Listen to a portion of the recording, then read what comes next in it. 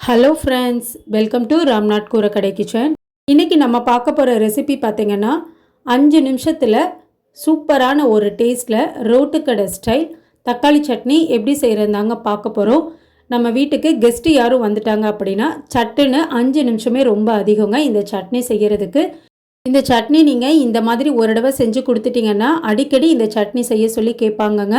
இட்லி, தோசை, சப்பாத்திக்குமே ரொம்ப சூப்பராக இருக்குங்க. பஜ்ஜி, வடைக்கும் ரொம்ப நல்லாயிருக்கும்.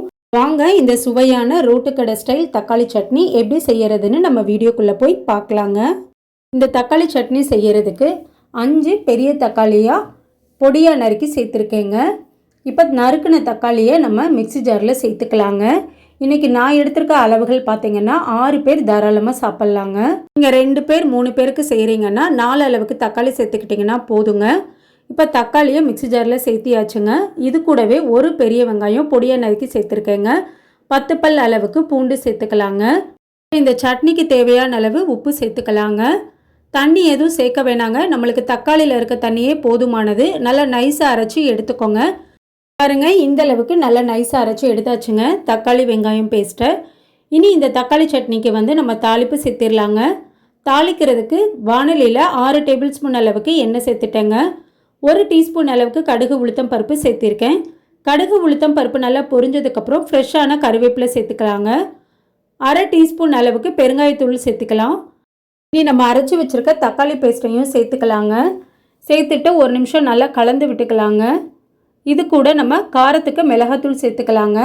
3/4 டீஸ்பூன் அளவுக்கு மிளகாத்தூள் சேர்த்துருக்கேங்க. இந்த மிளகாத்தூள் கொஞ்சம் காரம் அதிகமாக இருக்கும். நீங்கள் உங்கள் காரத்துக்கு தகுந்த அளவுக்கு குறைச்சி கூட சேர்த்துக்கலாங்க. காஷ்மீர் மிளகாத்தூள் 1 டீஸ்பூன் அளவுக்கு சேர்த்துருக்கேங்க. இப்போ சேர்த்துருக்க மிளகாத்தூள் எல்லாத்தையுமே தக்காளியோடு நல்லா கலந்து விட்டுக்கலாங்க.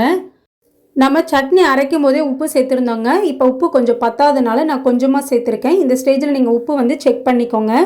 தக்காளி சட்னி நல்லா கொதித்து கொஞ்சம் எண்ணெய் பிரிஞ்சு வரணுங்க. அதுக்கப்புறம் நம்ம பார்க்கலாம். இப்போ ஒரு 4 நிமிஷம் கிட்ட ஆயிடுச்சுங்க. நல்ல எண்ணெய் பிரிஞ்சு வந்திருக்கு பாருங்கள். நல்ல சூப்பரான ரோட்டுக்கடை ஸ்டைல் தக்காளி சட்னி ரொம்ப குயிக்காக செஞ்சிடலாங்க.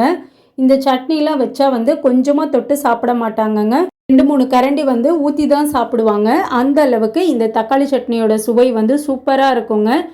கண்டிப்பாக நீங்களும் இந்த ரெசிபியை ட்ரை பண்ணி பாருங்கள். ட்ரை பண்ணி பார்த்துட்டு எப்படி இருந்ததுன்னு உங்கள் கமெண்ட்ஸை எனக்கு சொல்லுங்கள். நீங்கள் இப்போ தான் நம்ம சேனலை ஃபர்ஸ்ட் டைம் பார்க்குறீங்கன்னா ராம்நாத் கூரக்கடை கிச்சனை சப்ஸ்கிரைப் பண்ணிக்கோங்க. பக்கத்தில் இருக்க பெல் ஐக்கானை கிளிக் பண்ணிவிட்டு ஆல்ன்ற ஆப்ஷனை டிக் பண்ணிக்கோங்க. அப்போ தான் நான் போடுற புது ரெசிபிஸ் நோட்டிஃபிகேஷனில் உங்களுக்கு உடனுக்குடனே வரும். இந்த வீடியோ உங்களுக்கு பிடிச்சிருந்ததுன்னா லைக் பண்ணுங்கள். உங்கள் ஃப்ரெண்ட்ஸ் அண்ட் ரிலேட்டிவ் ஃபேமிலிக்கும் ஷேர் பண்ணுங்கள். இனி நான் வேறு ஒரு இன்ட்ரெஸ்டிங்கான ரெசிபியில் உங்களை பார்க்குறேங்க. தேங்க்ஸ் ஃபார் வாட்சிங்.